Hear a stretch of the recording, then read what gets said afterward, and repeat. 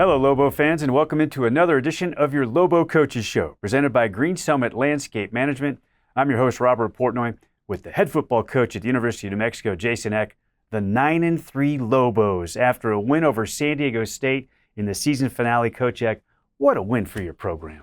Awesome win, great regular season, and the good news is we got one more. We got a great chance to get to 10 wins this year. And be the second team in the history of the program to get to 10 wins? That would be pretty special. That'd be a great accomplishment and something that is certainly a goal of ours. All right, well, it's certainly the final regular season meeting between Mountain West rivals San Diego State and New Mexico. It took place at University Stadium in front of more than 30,000. Let's get to the highlights of the Lobos and the Aztecs. What a perfect day, Coach, and what a crowd. Great weather, and the crowd touched me. It was such a good crowd. I think it touched everybody, and the crowd's going to be a big part of the finish of this game. Jack and Keegan getting the chemistry going there early. Really a good route. We probably should have got back to that play later in the game. So there's Dorian Thomas over the middle, and James Lopesy. This play is the play we ran our last touchdown on. We ran it earlier in the game, and it was open. We didn't get it thrown because of a little pressure, but we came back to that play. Now, you talked about running this reverse. Yeah, it was supposed to be a throwback to Jack with a screen, and we did not execute it very well at all, but Luke bails us out and gets the field goal, so we have a 3-0 lead.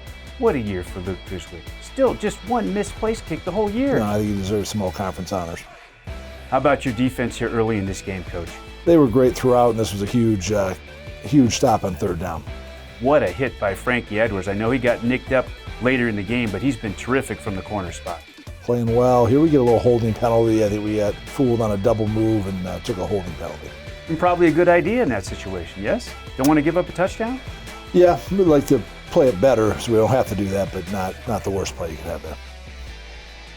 What about the way that you guys defended the run game? And obviously, this is the first of a couple of huge turnovers. Yeah, really great job by Austin Brawley. He's such a playmaker with getting the ball out here, and then great job by Jackson seeing the ball on the ground and beating the lineman to it.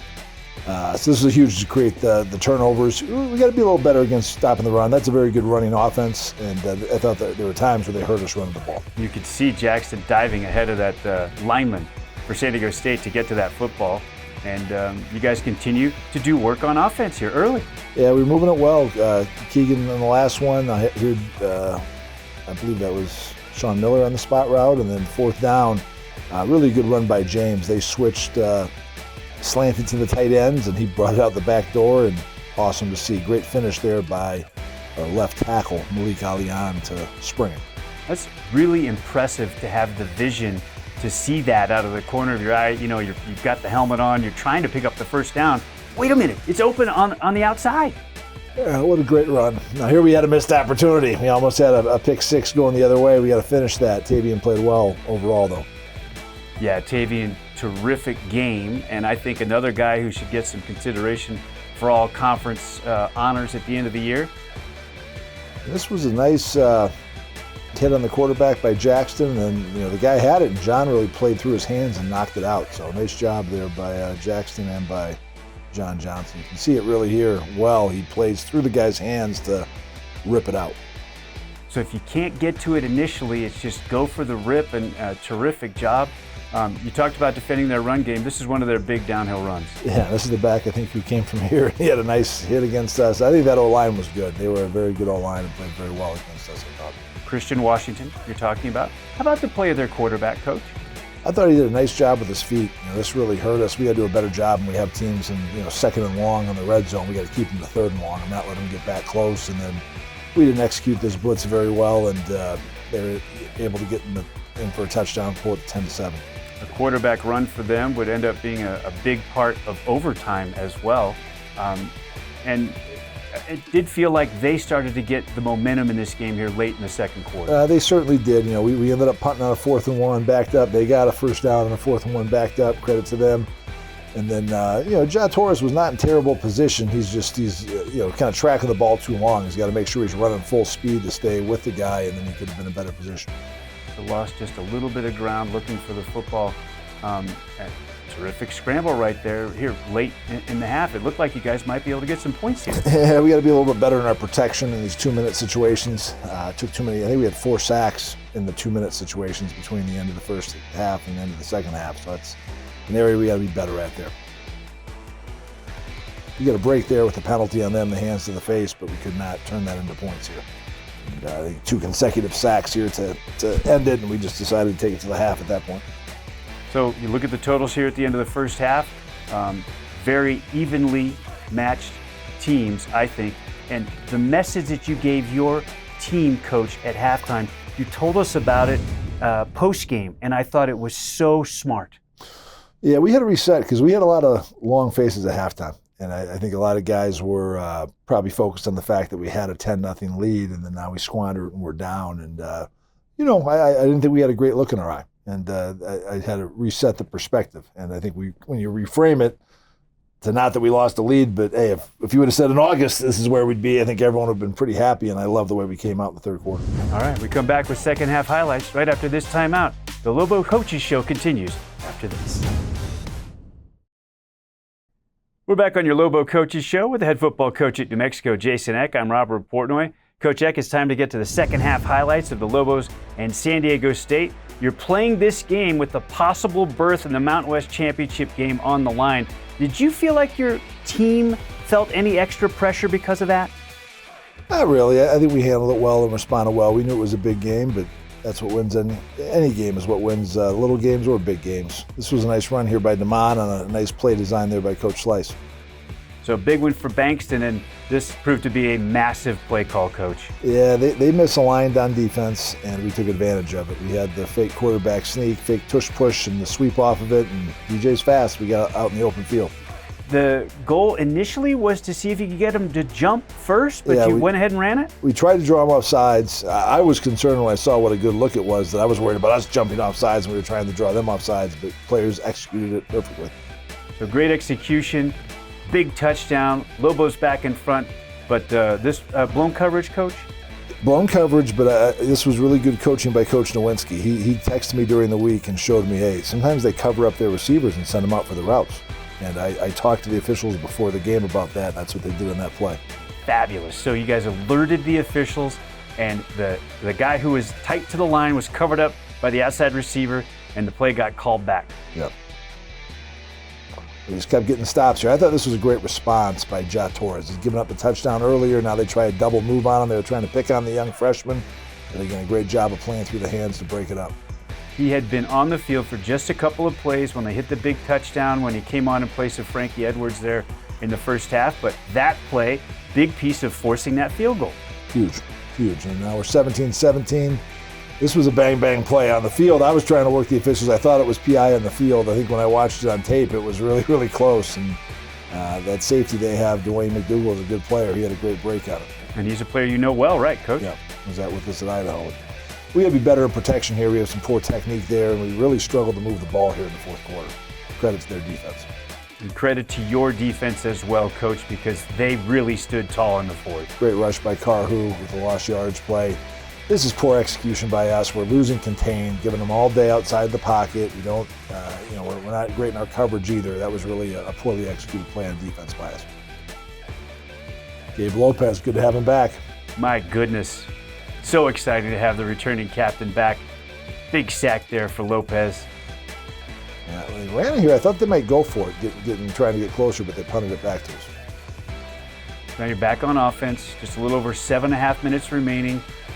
This one was a missed opportunity. Wow. Yeah, we hit a few of those the week before, and they couldn't connect. Great play by Austin Brawley here. They're on the edge of field goal range, and we're in zero coverage. He's man on the back and runs through. I mean, he made some impactful plays. We have one coming up. How much of that from Brawley is his athleticism, and how much of it is just his play recognition? I think his instincts are incredible. He's fast, but his instincts are incredible. Just a football player. And again, he recognized this formation from a game when he was at Ohio University playing against Sean Lewis at Kent State. And he kind of knew what was a likely play and then jumps it. Great play by John Johnson to break it up, and huge to get to no points. So this is the first overtime, and you guys are in terrific position. You start with the ball in field goal range. You run Lobstein and get it to first and goal, Coach. Yeah, we were in good shape, and then we had a pretty nice gain here. My thought here was we're going to run it one more time and then kick the field goal. center it on third down, and I think that was a mistake by me. I think we should have probably centered it on second down, and we were right down there. Great play again by Dwayne McDougal, 26, punching it out, and great job by them recovering it, and we squandered the interception we had got. And as you look back on it, the success rate of your place kicker, Drizwicki, another reason why you probably should have done that? Yep, earlier. And again, we showed the resiliency of our team. We came right back with Cade with a great catch. Look at this one-handed catch by Cade. Unbelievable. And is this one that you kind of had in the bag, you knew was going to come open? Yeah, we ran the play earlier in the game, and he was wide open. We ran the first time with Logstein, and then we came back running it with Jack Lane. 2-point conversion here. Yeah, we got it better with our technique. We're loose with our hands, get called for holding. So it makes it a 2-point try from... You have to go for 2 here. Yep. You have to go for 2 here. Yep. Second overtime, have to go for 2. So incomplete, and now the defense has to step up. Yeah, another big play by Gabe Lopez, tapping the ball. He was one of our defensive players of the game, along with Fabian. This is the big quarterback run that got them in position down here, first and goal. Yeah, really good call by them. They ran the screen, ran the draw, and then the crowd took over from there. 3 straight false starts. What did it feel like down on the field, Coach, as this was playing out? It was awesome. It was awesome. The crowd was going crazy. They couldn't hear. They were rattled. Our crowd had an impact on the game, which was awesome to see. And the last of these 3 procedural penalties is a snap infraction penalty. Yeah, the center started kind of twitching with the ball. Unbelievable. And there you are. Getting everybody going, make sure they were waving those towels. Firing them up. Great job by Keyshawn knocking the ball out. Their lineman gets on it. Would have been great to end on a sack fumble recovery. So close. Nearly a strip sack. Third down. And fumble recovery. And now, yeah. We're spying Agu, and he does a great job pushing him out of bounds. Probably would have been a much better play, but that quarterback's trying to throw it away. There it is, the final play. Yeah, we played really like a prevent-type defense and did a good job, and away we go. And fans storm the field. Pylon gets snatched. We saw that, yes. Have you been a part of a celebration like this?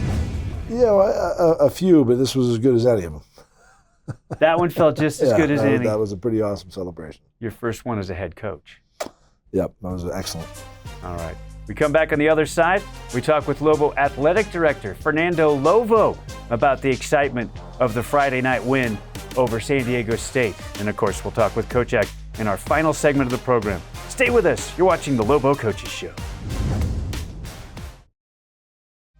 The Lobo Coaches Show is presented by Green Summit Landscape Management. We're back on the Lobo Coaches Show. I'm your host, Robert Portnoy, with the Athletic Director at the University of New Mexico, Fernando Lovo.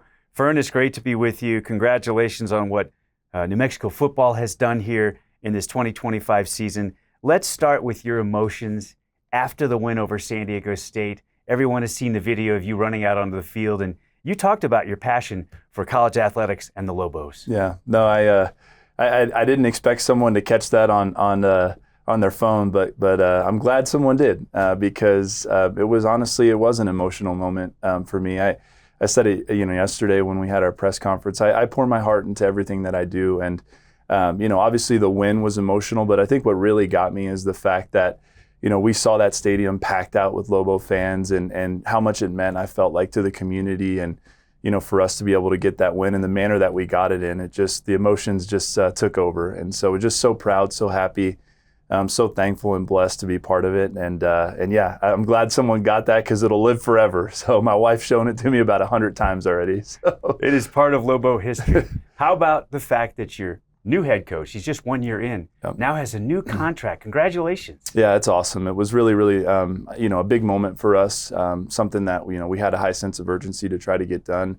And again, obviously wins and losses are ultimately what we're judged on, but I think it's so much more than that. Again, the fact that we had that sort of buy-in from our community, and really it all starts with Jason and his family.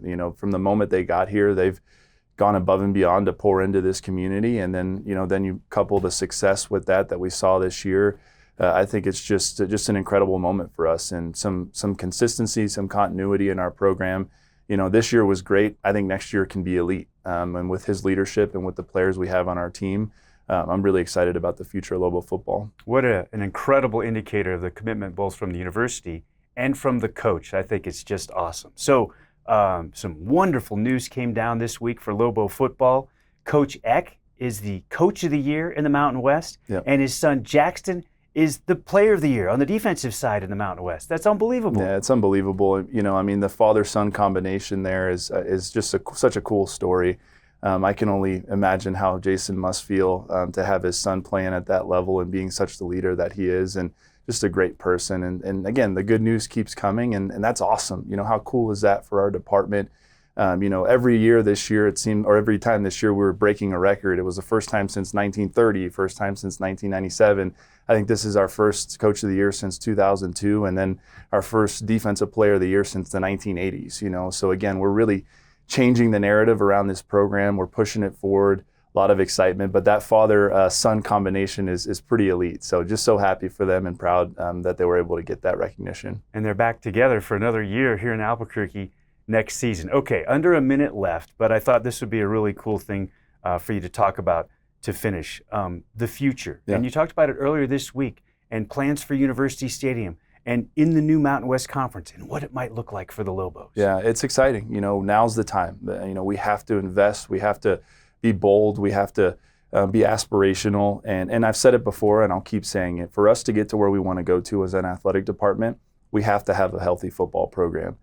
This was a good start this year, but we are nowhere near the finish line. And so when it comes to investment in infrastructure, in our staff, and our coaches, player retention, all of that, we're committed, we're excited, and we're going to keep the pedal to the metal and keep this thing going. Just phenomenal news all the way around. Thank you so much, Fern. Appreciate you. Go Lobos. All right, when we come back on the other side, Coach Eck to wrap up your Coaches Show. I'm so proud of you.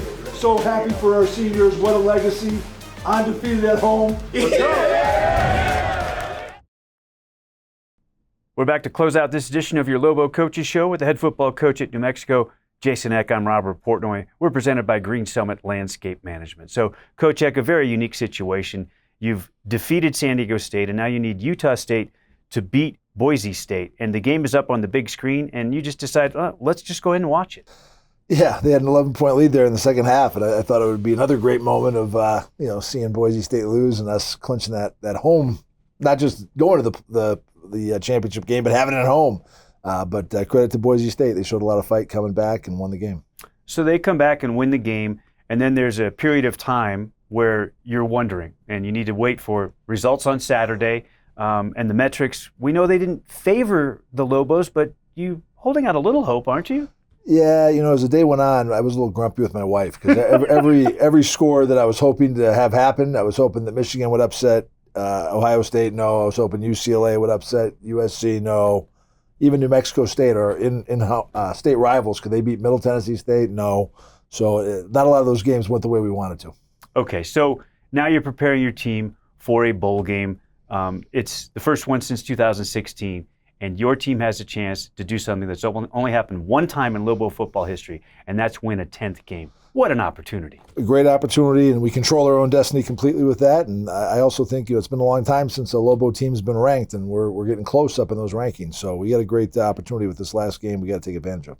Congratulations on being just an incredible first-year Lobo football head coach and the only one ever to get to 9 wins in the first year as the head man at UNM. Just an amazing start to your Lobo football career.